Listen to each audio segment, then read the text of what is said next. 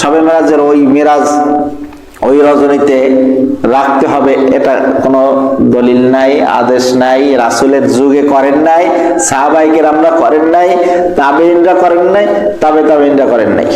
অথচ রাসূল কারীম সাল্লাল্লাহু আলাইহি ওয়াসাল্লাম কিন্তু বলছেন খায়রুল কুরুনি করনি সুম্মাল্লাযীনা ইয়ালুনাহুম সুম্মাল্লাযীনা ইয়ালুনাহুম, শ্রেষ্ঠ যুগ আমার যুগ, সুম্মাল্লাযীনা ইয়ালুনাহুম এরপরে যারা আসবে তাদের যুগ, সুম্মাল্লাযীনা ইয়ালুনাহুম তারপরে যারা আসবে তাদের যুগ।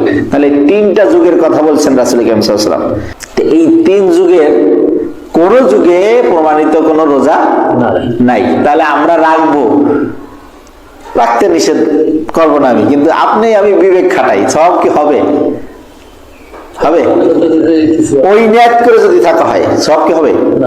তবে নফলের নিয়াতে আপনি রোজা রাখতে, আমি আপনি যে কোনো দিন পারি 5 দিন ছাড়া, ঈদুল ফিতরের দিন আর কুরবানির 4 দিন, কুরবানির দিন পরের 3 দিন, তাহলে এই 5 দিন ছাড়া 12 মাস রোজা থাকার অনুমতি আছে, সওয়াবও আছে।